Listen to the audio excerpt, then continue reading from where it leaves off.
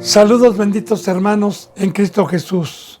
Me pongo a los pies de Cristo como servidor de todos los que Dios me esté permitiendo el privilegio de que escuchen esta bendita palabra por este medio, habiendo ya orado por usted, bendito hermano y bendita hermana, y por todos mis hermanos en Cristo Jesús en todo el mundo. Así que pues continuemos con la enseñanza número 39 de Segunda de Corintios. Vamos a empezar el capítulo 2. Siempre le pido, bendito pueblo de Dios, que la bendita palabra de Dios esté en su mano para que usted constate versículo por versículo y que Dios le dé el entendimiento por medio de su bendita presencia. 2:1, benditos hermanos. Continuemos con esta bendita enseñanza. Dice en 2 de Corintios 2:1: Esto pues determiné para conmigo, no ir otra vez a ustedes con tristeza. Pablo, como vimos en la enseñanza pasada, se proponía a pasar por Macedonia e ir a Corintios para hablarles de una segunda gracia. Pero él se propuso no ir con tristeza otra vez, porque ya que nosotros estudiamos la primera carta de los Corintios, hubo mucha angustia de parte de Pablo, hubo mucho temor, porque había mucha oposición, y recordemos que los corintios no podían tener un crecimiento y no les podía hablar Pablo como agente espiritual, porque todavía andaban en la carne, y después de un tiempo, cuando se juntaban para convivir en la Santa Cena del Señor, también vimos que había pecado.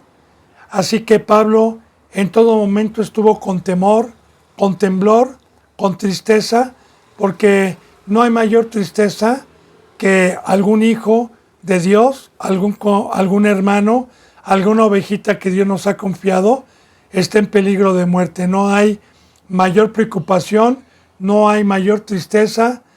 El que ha tenido el privilegio de tener el Espíritu Santo y el privilegio de tener un ministerio, sabrá de lo que le estoy hablando. Así que él determinó no ir con tristeza nuevamente a los Corintios y ver un pueblo que no tenía entendimiento, un pueblo que contendía, un pueblo que no tenía el entendimiento.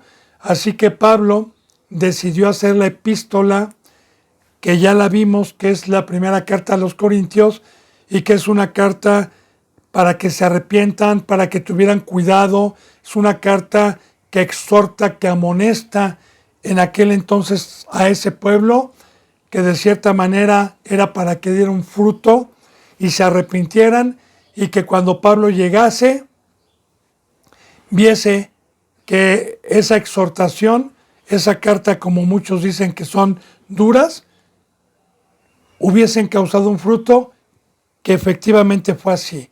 Pero mire lo que dice en el versículo 2. Porque si yo os contristo, ¿quién será luego el que me alegre, sino aquel a quien yo contristé? Ok. Por medio de la primera carta de los Corintios, que fueron duras para que hicieran frutos dignos de arrepentimiento, el apóstol Pablo los contristó. Mucha atención, bendito hermano y bendita hermana. Voy a poner algunos ejemplos para poder entender. Y voy a utilizar el Antiguo Testamento para poder concordar este versículo 2. En los tiempos de los jueces, ya al final, había un sacerdote llamado Elí y tenía 2 hijos, Ofni y Fines. Estamos hablando ya nosotros en la primera carta de Samuel, o en el primer libro, de Samuel, en primera de Samuel, libro de Samuel, en el primer libro de Samuel. Entonces, sabemos que este hombre, como sumo sacerdote, no estorbó a sus hijos Ofni y Fines, y no los contristó con una palabra dura, con una palabra de amonestación y de exhortación fuerte, para que hicieran frutos dignos de arrepentimiento, sino que les decía con palabras blandas, sin autoridad: hijos míos, esto no se hace. ¿Qué va a decir el pueblo? Lo que ustedes hacen es pecado. Así como hoy también muchos hablan con palabras suaves, de igual manera los fariseos también eran hombres que señalaban el pecado, pero que no contristaban, que no hablaban con autoridad, que no hablaban con la bendita palabra y con la presencia de Dios para intimidar, para que se pusieran a temblar. Así como Dios le habló a Noé, siendo un justo: constrúyete porque voy a destruir a los seres humanos. Y así de igual manera recuerde, bendito hermano y bendita hermana, que la bendita palabra es profética y nos habla de un Dios de ira que va a destruir al ser humano y a todos los impíos.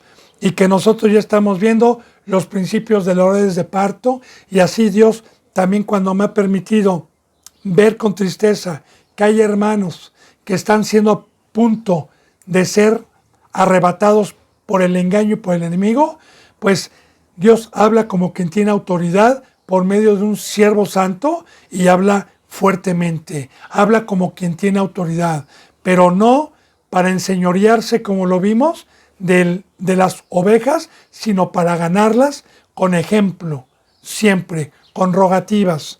De igual manera, sí, voy a poner otro ejemplo en Ezequiel, capítulo 1, 2 y parte del 3, en donde Dios le dice: ve a mi pueblo y te voy a endurecer el rostro, porque te voy a enviar a un pueblo con rostro duro, y te voy a enviar a un pueblo de corazón duro, pero tú, Ezequiel, vas a ir y los vas a amonestar y les vas a decir que se arrepientan, y les vas a decir y les vas a profetizar lo que les voy a hacer si no se arrepienten. Y si no lo haces así, Ezequiel, yo voy a demandar la sangre de ellos y te voy a culpar a ti por no haberlos exhortado. Y así lo dice: te voy a endurecer el rostro. También hay algunas citas bíblicas en donde dice la palabra que nosotros somos carbones encendidos, somos el fuego de Dios, como parábolas, para que cuando un hermano se le haya apagado su lámpara y esté durmiendo, nosotros con la palabra llegamos, y la palabra es tan fuerte que dicen ¡ay! Y se despiertan. Si es para bien, como aquí vamos a ver, si es para bien, para dar gracias y arrepentirse. Pero hay muchos también que se molestan y nos maldicen. Pero eso ya no es cuestión de un siervo que esté amando conforme Dios lo mande. Así que Pablo, antes de volver a ir, escribió una carta directamente a los pecados que tenían ese pueblo, que ya los estudiamos, y también como una palabra viva hoy para nosotros. Y de igual manera, bendito hermano y bendita hermana, representante que no exhorta, que no amonesta, que no habla con autoridad, que no entristece, porque yo le digo algo: la palabra es dura, la palabra es una espada, la exhortación es dura, así como le pongo un ejemplo: Natán y David.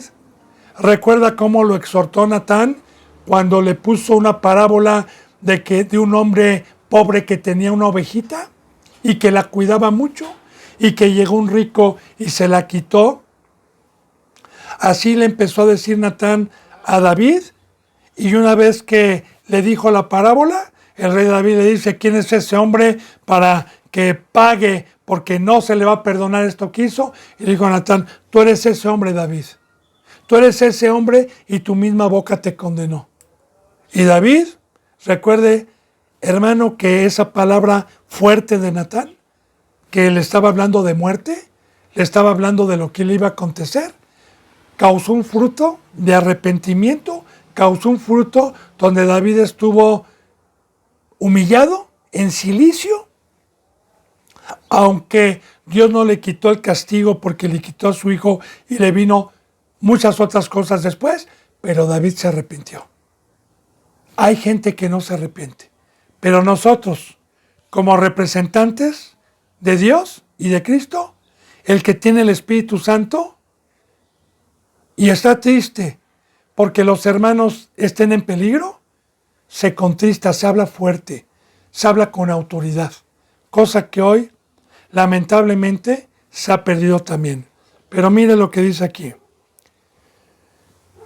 Dice, porque si yo los contristo, si esta primera carta que yo les di fue dura, ¿quién será luego el que me alegre? Ahora ponga atención, porque yo puedo entender bien esto porque me ha pasado.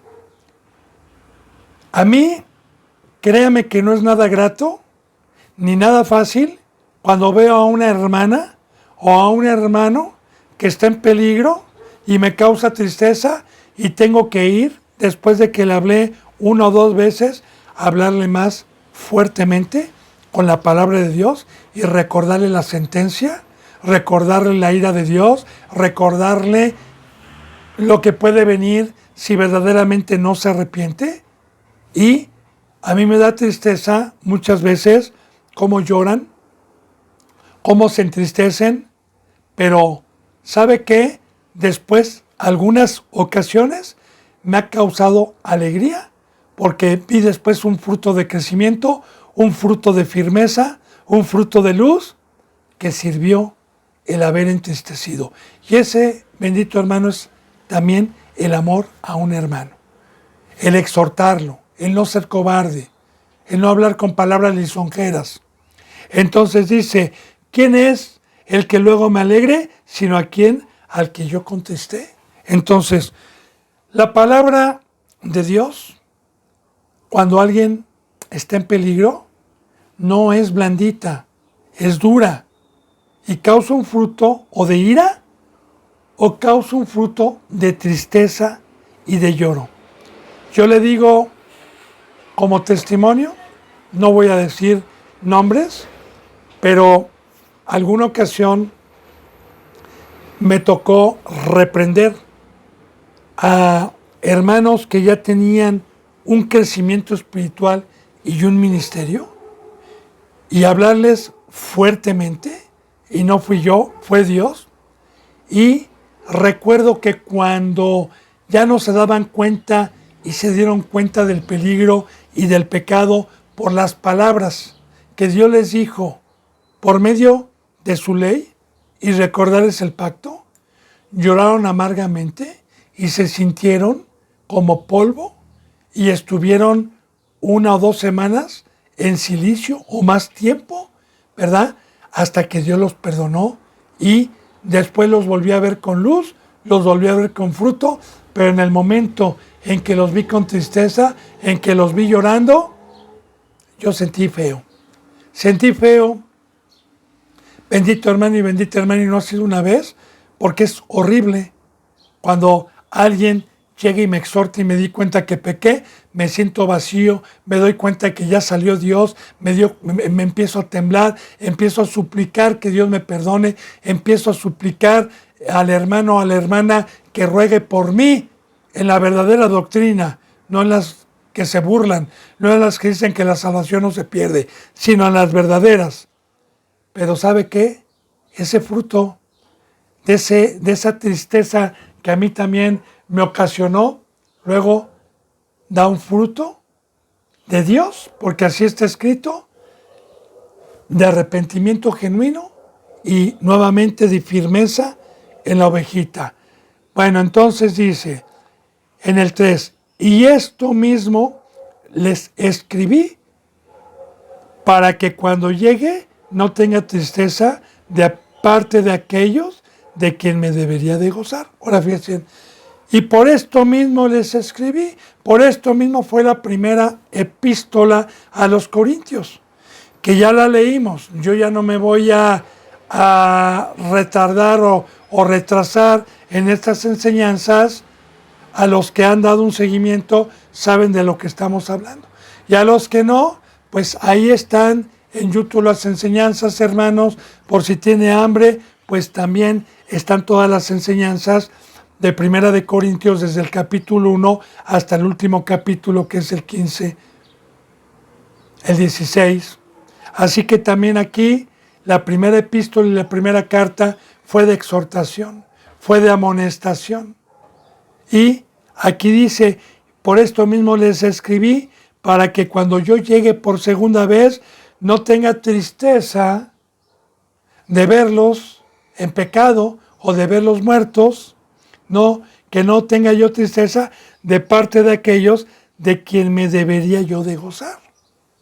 ¿Por qué? Porque la bendita palabra y el trabajo que Dios hace por medio de nosotros, la bendita presencia que nos hace dar la vida, que nos hace dar por gracia lo que recibimos de gracia, no hay mayor gozo que ver un talento de oro, que ver una ovejita que ya esté preparada para el sacrificio y para entregársela a Dios. No hay mayor gozo de ver el poder de Dios, cómo se va manifestando en las ovejitas que van creyendo y cómo las va transformando Dios con un entendimiento y con una firmeza. Ese es el gozo, el mayor gozo que pueda haber en un siervo. Como dice también, y esto proviene de Dios, la bendita palabra en Timoteo. Esto es bueno y agradable delante de Dios nuestro Salvador, el cual quiere que todos los hombres vengan al conocimiento de la verdad y lleguen a tener el conocimiento. Eso es la mayor alegría de Dios, que uno llegue a tener el discernimiento y el conocimiento del camino. Esa es una alegría. Entonces, yo espero, dice Pablo, que no tenga que ir con tristeza.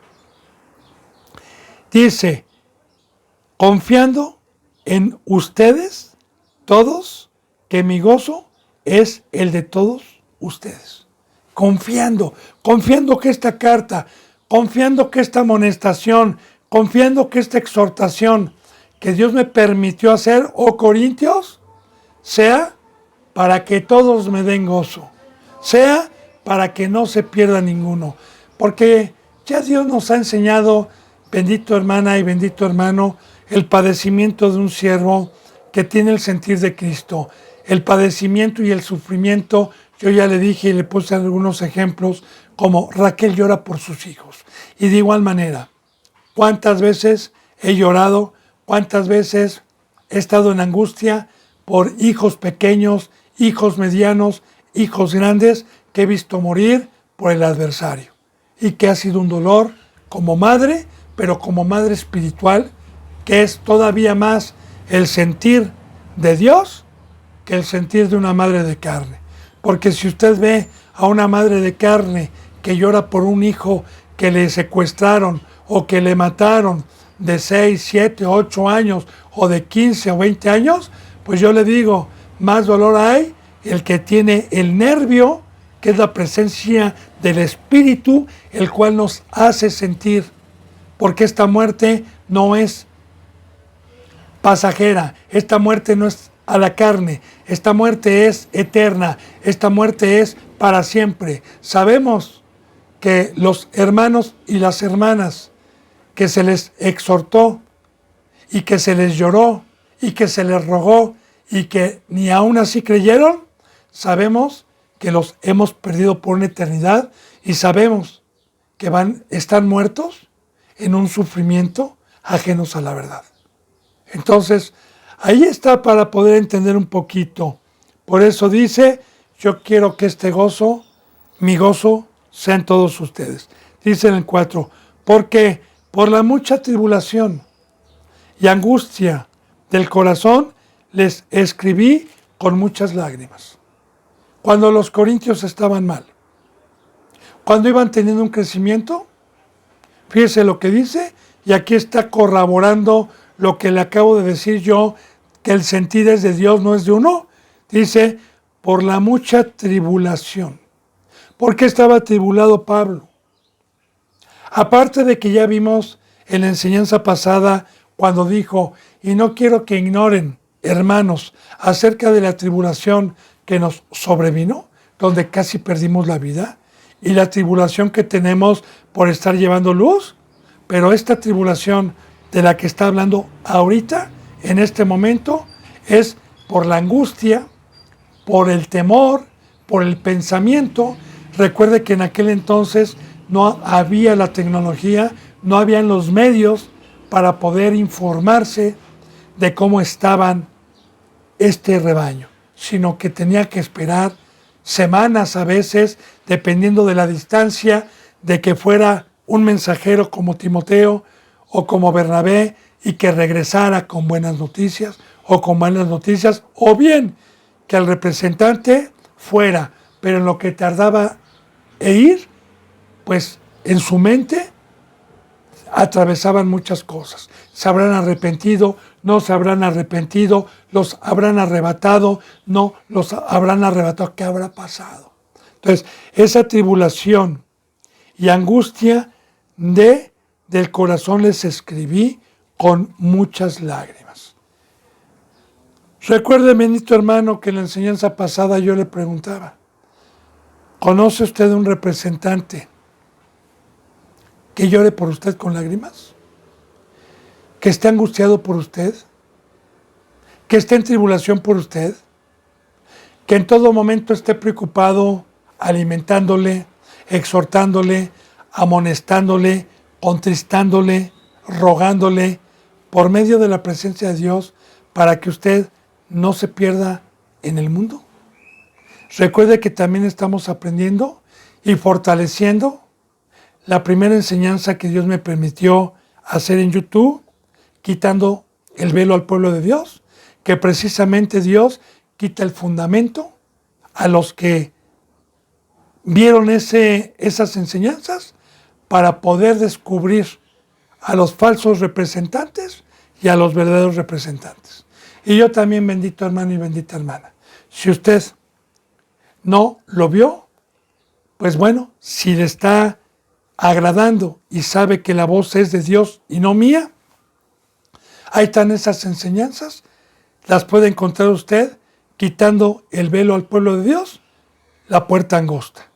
Su servidor, Luis Eduardo Garibay Gómez. Bien, dice entonces, porque por la mucha tribulación y angustia de corazón les escribí con muchas lágrimas, no para que fuesen contristados, sino para que supiesen cuán grande es el amor que les tengo. Y aquí la bendita palabra nos dice que el amor primeramente es dar la vida, es no pecar, es estar en la cruz, pero también el amor es que si yo veo a un hermano que está pecando, el amor es irlo a rescatar de la muerte mediante la palabra, la exhortación. Ese es el amor. Porque, hermano, yo tengo conocidos que se dicen que son cristianos, y cuando yo exhortaba a alguna hermana o algún hermano, aquel de otra congregación le decía, no es cierto, vente para acá, y ahí no tienen amor porque no los exhortan, no los contristan, no les hablan con la verdad. No les tienen amor. El amor también es ir a salvar al hermano de la muerte. Recuerde, el pecado paga un salario y es la muerte. Y recuerde, bendito hermano, que no hay mayor amor que uno dé su vida y que dedique su vida a cuidar al rebaño.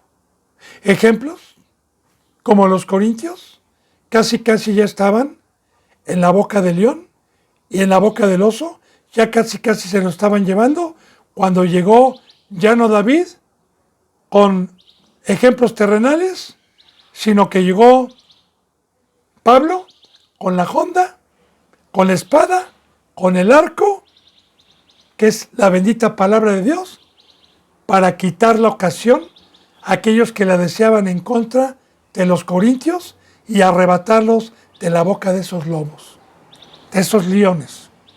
Ese es el amor, el dar la vida, el rogar, el contristar, el recordar el pacto.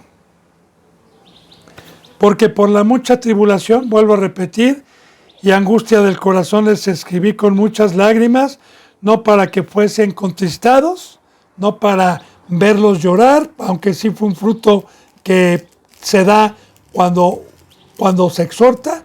Lo que menos uno quiere es verlos llorar, pero es un fruto, Dice, sino para que supiesen cuán grande es el amor que les tengo. Y aquí está, para que ustedes sepan que este amor que yo tengo es el de Dios, dijo Pablo. Porque Dios es el que ruega, Dios es el que amonesta. Y mire, hermano y hermana, un fruto de Dios es estar cuidando al rebaño, que cuando empiezan a descuidarse con algún pecado, es inmediatamente ir. Y recuerde, no es una doctrina de legalismo. Legalismo es aquel que quiere poner cargas sin llevarlas. Legalismo es aquel que quiere predicar la palabra y quiere que a fuerzas la cumplan sin poner ejemplo. Ese es legalismo. Pero si Cristo Jesús, bendito hermano y bendita hermana, tomó forma de siervo, fue semejante a nosotros y nos vino a predicar con ejemplo, eso no es legalismo, porque Jesús dijo, toma tu cruz, no peques más. ¿Por qué, Señor? Porque yo te vengo a mostrar el camino de la fe, te vengo a mostrar con ejemplo. Por eso me despojé, por eso bajé en carne. Y esta doctrina es con ejemplo, no es de poner cargas, sino más bien de llevar primero las cargas con fe para que ustedes me puedan seguir. Así, bendito hermano y bendita hermana, es el amor. Y así debe de ser, en donde está Dios, un representante que cuando vea al hermano y a la hermana pecar, si no lo exhorta, si le permite el pecado, si le dice que Dios es amor, que no se pierde la salvación, no tiene amor. Porque estamos viendo aquí, concordando lo que está diciendo, de contristar, de exhortar, de escribir y de amonestar. Y ese, así lo describe la Biblia, que es un grande amor. Para que sepan cuán grande amor les tengo, que no los quiero ver muertos. Bien, dice en el versículo 5, pero si alguno me ha causado tristeza, no me la ha causado solo a mí, sino en cierto modo, por no exagerar, a todos vosotros. Y recuerde, vamos a concordar este versículo con algunos versículos que ya vimos en enseñanzas anteriores. ¿Se acuerda cuando vimos el ejemplo que Dios nos puso del cuerpo? Que si un miembro se duele, todos los miembros nos dolemos, pero si es que tenemos el Espíritu Santo, porque ese sentir es de Dios, no puede haber ese sentimiento dentro de la congregación si no tiene a Dios. Viene entonces el egocentrismo. Yo estoy bien, a mí qué me importa el hermano, qué me importa la familia de Estefanas, qué me importa la familia Guzmán, qué me importa la familia Ramírez. Mientras yo esté bien, a mí no me importa nada. Y ese sentir no es de Dios. ¿Por qué? En una congregación, primeramente que es una hermandad y que tenemos que convivir todos los días partiendo el pan y en la congregación unánimes todos los días. Pues bien, si un miembro está pecando, se afligen. Le vuelvo a dar testimonio para gloria de Dios.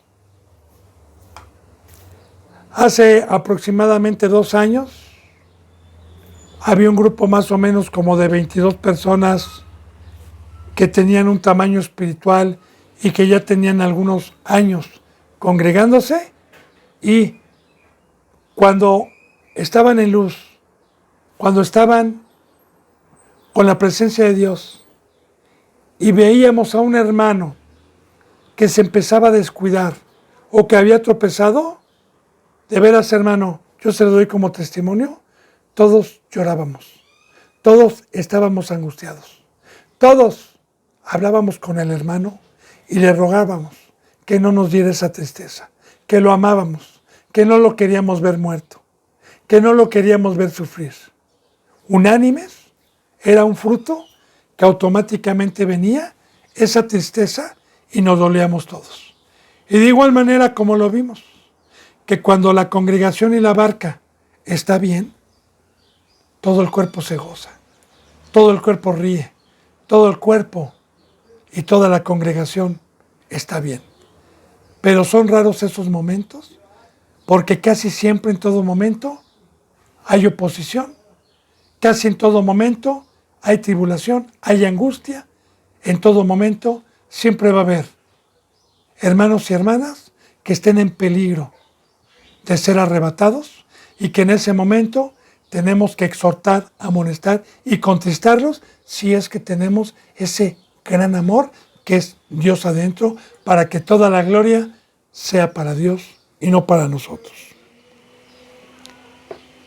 Dice en el versículo 6, le basta a tal persona esta reprensión hecha por muchos. Esto quiere decir, si hay alguna persona que nos esté entristeciendo y está entristeciendo a muchos, pues bueno, por medio de los escritos dice, le basta a tal persona esta reprensión.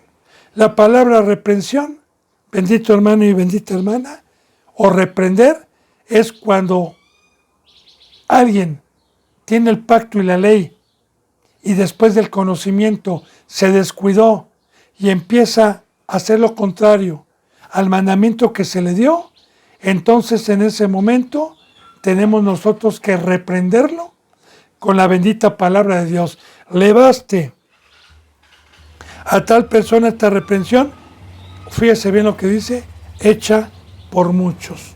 Porque de igual manera, aquí siempre con la bendita palabra de Dios, se les ha dicho a los hermanos que no sean barberos, que no sean hipócritas, porque un hermano muchas veces tiene temor de exhortar por no tener de enemigo o de enemiga a la hermana y que no lo empiecen a ver mal.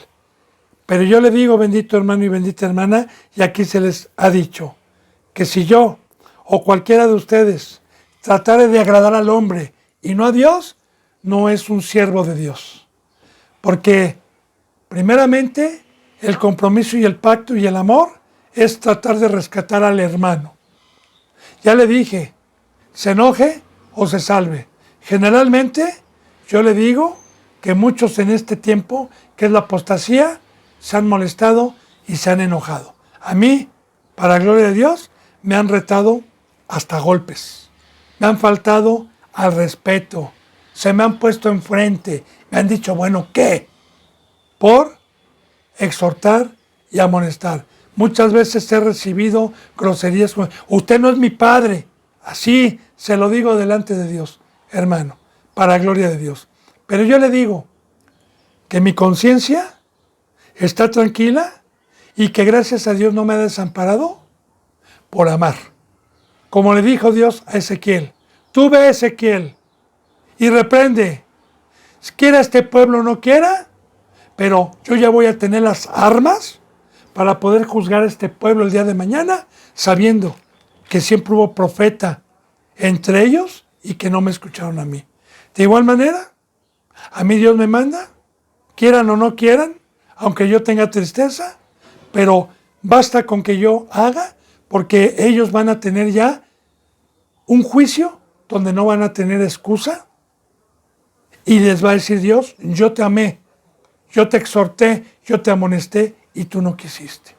Así que bueno, bendito hermano y bendita hermana, siempre deseamos nosotros que en la exhortación siempre sea para bien, pero no nada más debe de ser por el representante, sino aquí dice, le baste a esa persona la reprensión por muchos. Porque yo les he dicho a los hermanos, no sean cobardes. ¿A quién quieres agradar? Yo te voy a decir algo. Si el hermano se arrepiente el día de mañana, te va a estimar y te va a dar las gracias. Y si no se arrepiente, Dios lo va a hacer a un lado de todas maneras. Ve y exhórtalo, ve y ámalo. No tengas temor.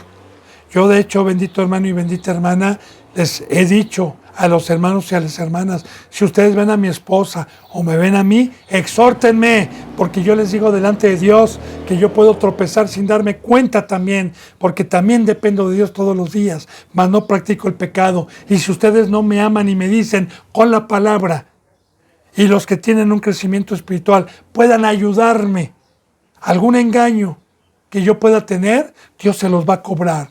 Y yo les aseguro, hermanos, que el día que lleguen a mí con amor, si hice alguna transgresión a la ley, Si Dios me toca mi corazón, yo te voy a dar un beso y te voy a dar las gracias siempre, hermano. Pero al hermano que me vio y no lo hizo, que Dios lo perdone. No lo voy a odiar, ni voy a sentir rencor hacia él, pero no me amó. Entonces yo espero que vaya entendiendo, bendito hermano y bendita hermana. Le baste a esa persona por muchos la reprensión. Dice, así que, al contrario, vosotros más bien debéis perdonarle y consolarle. Y aquí hay otra cosa, ahorita le voy a decir. Para que no sea consumido de demasiada tristeza. Ahora, de igual manera, hermano, cualquier hermana que peque. Primero, viene la exhortación. Viene con la palabra de Dios. ¿Y qué pasa cuando un hermano y una hermana escucha y la bendita palabra de exhortación toca su corazón y se pone a llorar? En ese momento, cambia Dios por medio mío. Primero, llegó Dios y le habló fuerte, lo contristó, le dijo fuertemente, porque yo hasta me he asustado y he tenido temor, después de que algún hermano, alguna hermana se le exhortó 1 o 2 veces y no entiende, y cómo llega y Dios empieza a hablar por medio mío, y cómo le habla, yo luego termino temblando y le digo, Señor, si pequé, perdóname, Señor bendito, si fuiste tú, házmelo saber, Señor, pero, Señor bendito, ¿así hablaste tú por medio mío o la regué, Señor bendito? Ya luego Dios me constata que fue Él el que habló así, con autoridad, bendito hermano. Pero una vez tuvo un fruto y que vi que esa palabra que contristó y que dio un fruto, entonces, si todavía tiene perdón de Dios, le doy un abrazo y le digo, hermano, hermana, póngase a cuentas con Dios. Dios le va a perdonar, lo va a levantar, porque Dios es fiel. Cuente conmigo. Nuevamente, usted va a poder. No permita a Satanás, no permita que lo debilite. Todos tropezamos. Podemos tropezar, pero no practicar el pecado, hermano y hermana. ¡Ánimo! Es lo que dice aquí. A una persona, algún hermano o alguna hermana que verdaderamente haya llorado, que verdaderamente le haya dolido el pecado, que verdaderamente no haya perdido la sensibilidad espiritual.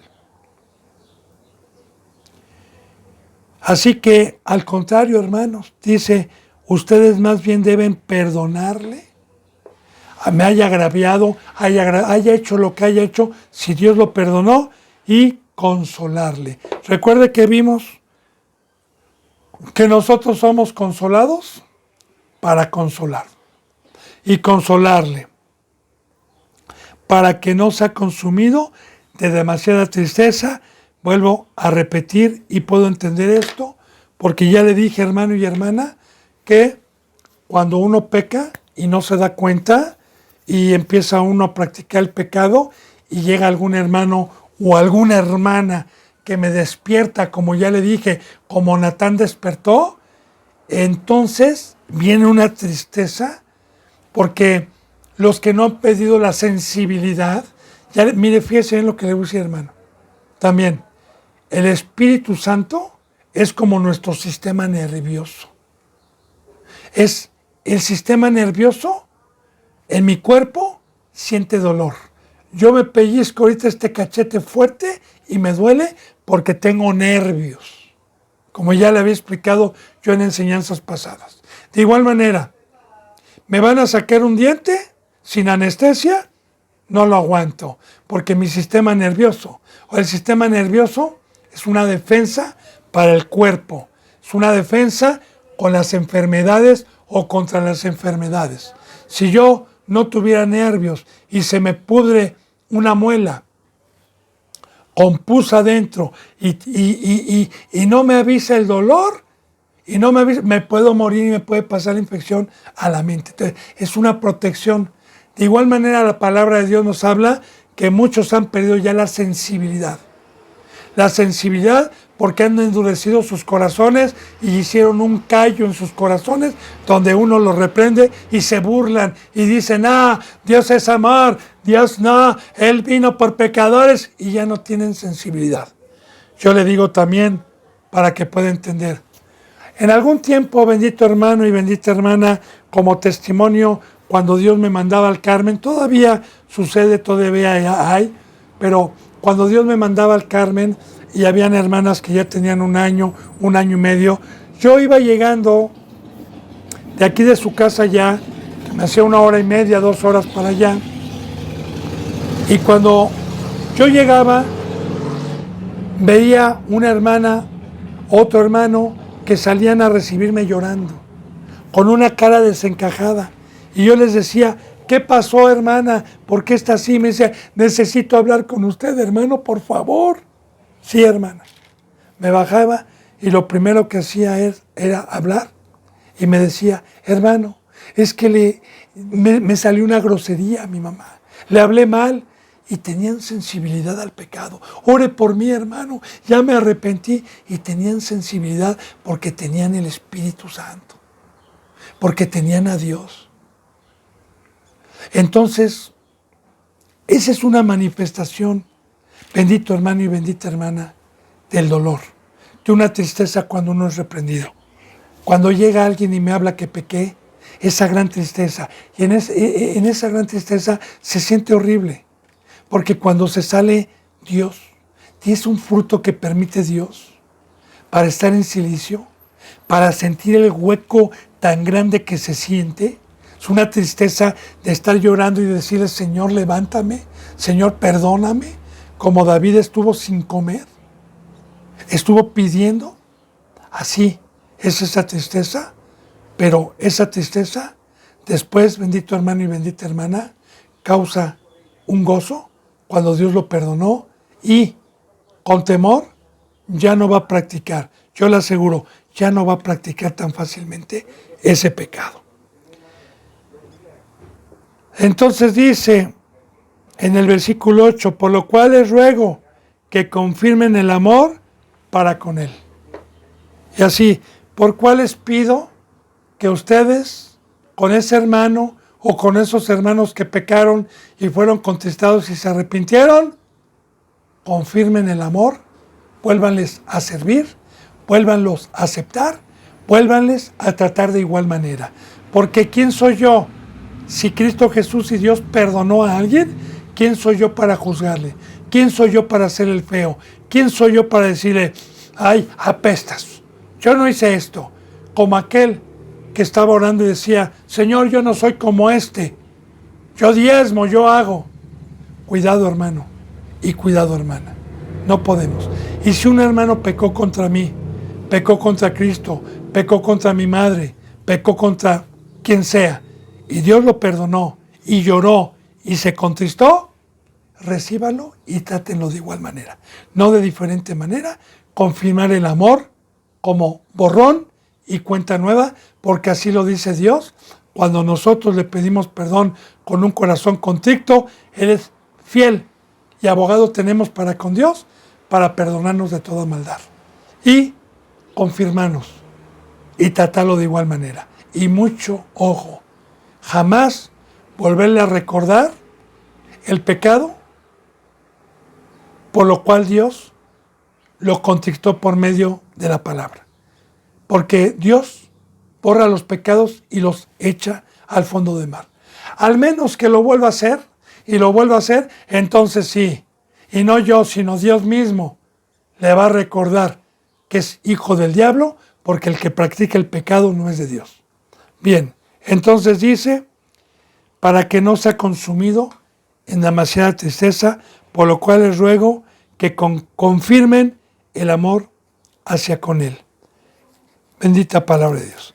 Dice en el versículo 9, porque también para este fin les escribí, para tener la prueba de si vosotros son obedientes en todo.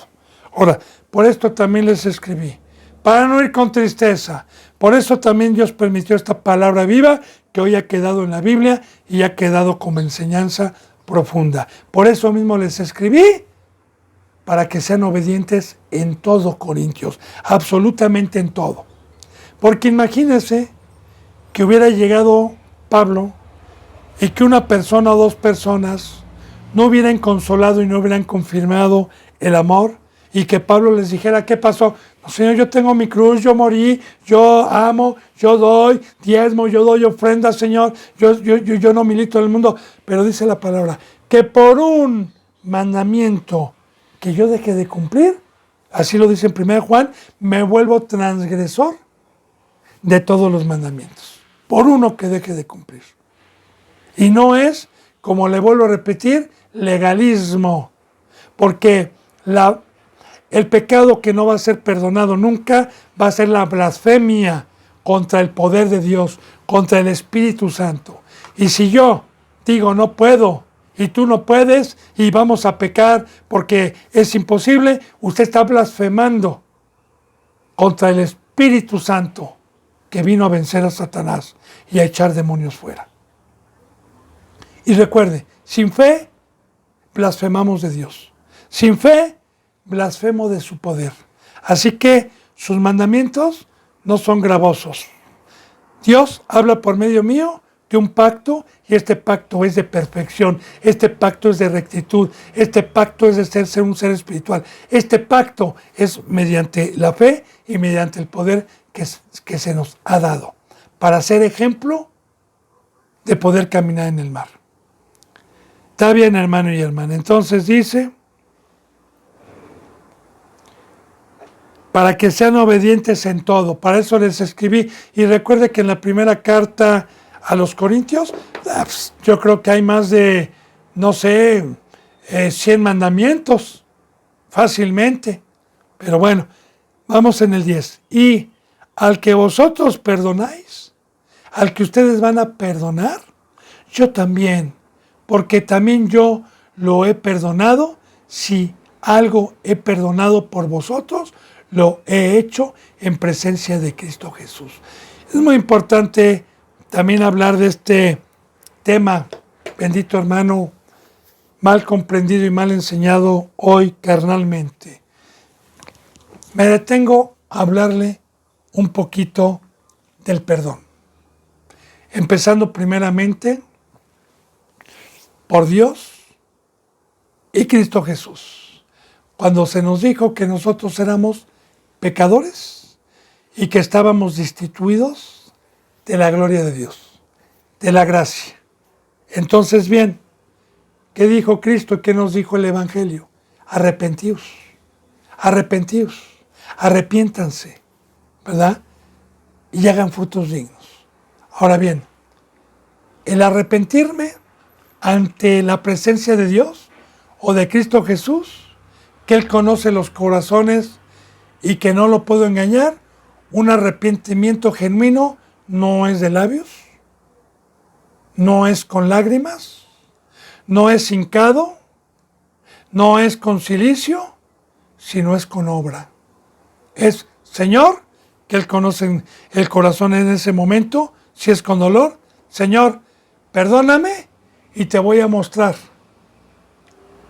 que verdaderamente estoy arrepentido y jamás haré o volveré a hacer esto. Le voy a poner una parábola, un ejemplo.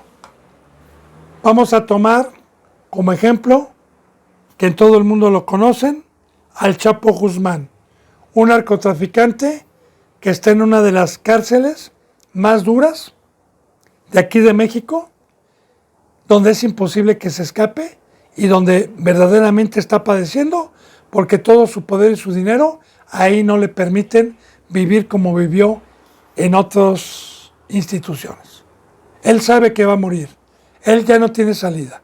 Es un hombre, no sé, ha de tener unos 50 y tantos años. Es un hombre todavía que le falta pues mucho por delante, pero ya no tiene él el ánimo porque está en la cárcel. ¿Qué pasaría? Usted medítelo.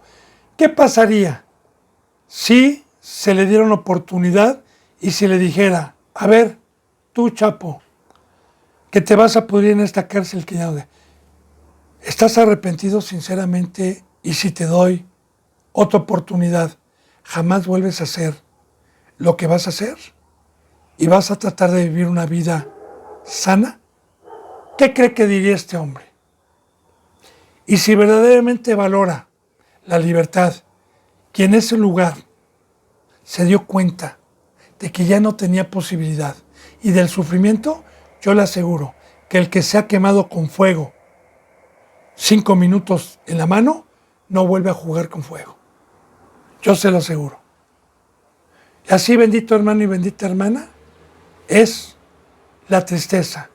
También es que cuando yo padecí en Egipto y le pedí perdón a Dios y comprobé esta libertad y este gozo, yo no regreso para atrás. Ahora bien, dice también, y al que ustedes hayan perdonado por esta carta, porque se haya arrepentido, yo ya lo perdoné. Otra cosa más, me haya hecho o no me haya hecho, yo le voy a hablar también de ese perdón. Si a mí algún hermano o alguna hermana me agravió en algo, como le pongo ejemplo, algunas ocasiones a mí, no una, sino varias veces, me pidieron dinero prestado, que les presté en su momento sin ningún interés. Cuando lo podía regalar, lo regalaba, pero ese dinero en aquel entonces era para la obra de Dios. Sin embargo, todavía se les apoyó. No me pagaron. Yo perdoné de corazón, le dije, Señor, no se los tomes en cuenta. Yo sé que es pecado, Señor bendito, van empezando, no tienen mucho tiempo. Yo, dentro de mi corazón, que tú conoces mi corazón, Señor, yo lo perdono y no me voy a volver a acordar nunca más de lo que me hizo. Porque un perdón es no volver a remover jamás, bendito hermano y bendita hermana, el hecho que me agravió o que agravió a Dios. Siempre y cuando tengan una conducta diferente. Pero aquí al apóstol Pablo no le habían hecho nada. El apóstol Pablo había escrito porque tenían pecado. Y había en Corintios que no habían pecado. ¿Qué se les dijo? Perdónenlo y confirmen el amor hacia él, si es que lo contristó la carta. Porque yo, a este hermano o a esta hermana que pecó en los Corintios, yo ya lo he perdonado desde aquí. Amén. Yo espero, es breve el resumen, bendito hermano, sí se puede hacer un tema del perdón más amplio. Recuerde que ahí están mis teléfonos, recuerde que yo no me voy a cansar de decirle que Dios, mientras esté conmigo, es un deleite y un gozo poder dar la vida al que tiene hambre y sed de justicia.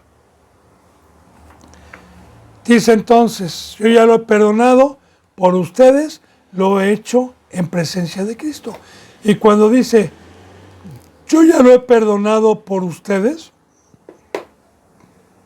primeramente yo los perdoné por ustedes y lo he hecho en presencia de Cristo. En presencia de Cristo, recuerde, Padre, Cristo, ve mi corazón. Yo no tengo rencor, borrón y cuenta nueva. Dice, para que Satanás no gane ventaja alguna sobre nosotros, pues no ignoramos sus maquinaciones. Ahora, aquí van a entrar dos temas. Para que Satanás no gane ventaja. Mira, hermano. El hermano o la hermana que no es obediente en todo y que no perdona, Satanás gana ventaja sobre su vida. Porque el pecado paga un salario y es la muerte. Y Satanás en todo momento nos está acechando y nos está lanzando miles de flechas incendiarias para que cuando se predique, como en esta ocasión, que perdonen, Satanás dice, no, acuérdate todo lo que te ha hecho, acuérdate cómo se burló de tu hijo, acuérdate cómo te trató en su casa, acuérdate que te quedó a deber. Un sinnúmero de flechas incendiarias, porque Satanás está a la expectativa y su trabajo es convencerlo y engañarlo para ir en contra de los mandamientos que Dios nos deja por medio de su palabra o por medio de un siervo. Y de igual manera,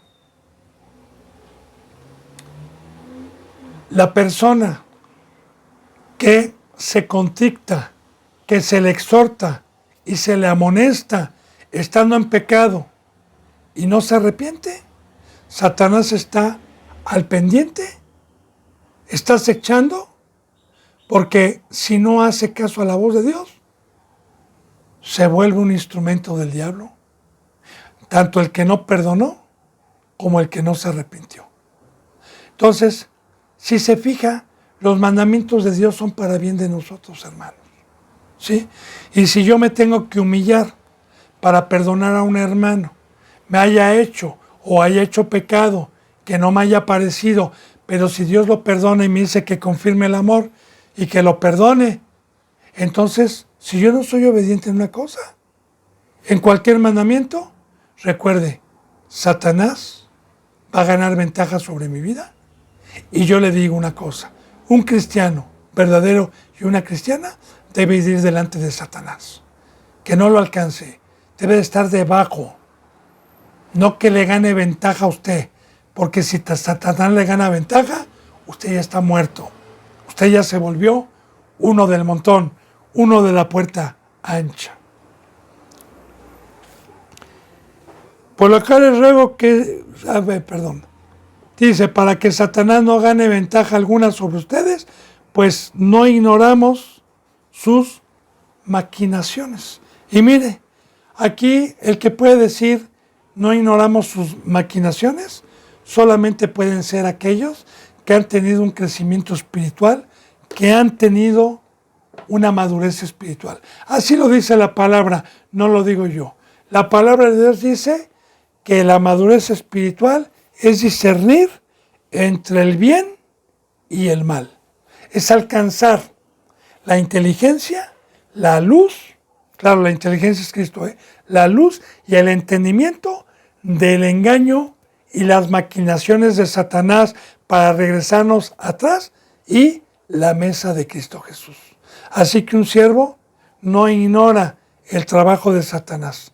Y recuerde, no es una fábula, hermano. La fábula está fuera de la Biblia. La fábula es todo razonamiento y toda sabiduría humana. La verdad y la única verdad están aquí. Ojalá usted crea, porque Satanás está como león rugiente buscando a los cristianos, no a los que ya tienen su cueva. A ellos ya los tiene asegurados, sino buscando a los que tenemos la riqueza de estar con vida y la riqueza de tener la bendita palabra viva de Dios. Dice en el versículo 12, cuando llegué a Troas para predicar el Evangelio de Cristo, aunque se me abrió puerta en el Señor, no tuve reposo en mi espíritu por no haber hallado a mi hermano Tito. Así, despidiéndome de ellos, partí para Macedonia.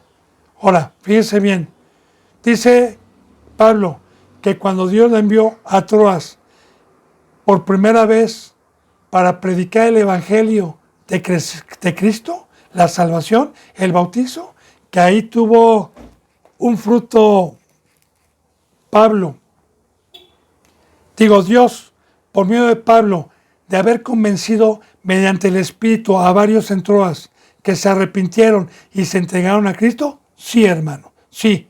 Fíjate bien porque dice, aunque se me abrió puerta en el Señor. Cuando dice aunque se me abrió puerta, es porque hubo un fruto de conversión ahí. Pero fíjese bien, porque el ver a una persona también que acepta a Cristo y que se entrega a Dios es un gozo, es una alegría. Pero ¿qué pasó? Aquí está el sentir de Dios también. Aquí está el padecer. Cuando Cristo Jesús dijo, el que no padece juntamente conmigo no va a entrar al reino de los cielos. Aquí estamos fortaleciendo enseñanzas pasadas en donde yo le había dicho que el padecimiento de un representante siempre es estar temblando, siempre es estar en angustia, pensando que no fueran a ser engañados. por el enemigo, los que ya, o con los que ya se había trabajado y con los que ya se había ganado.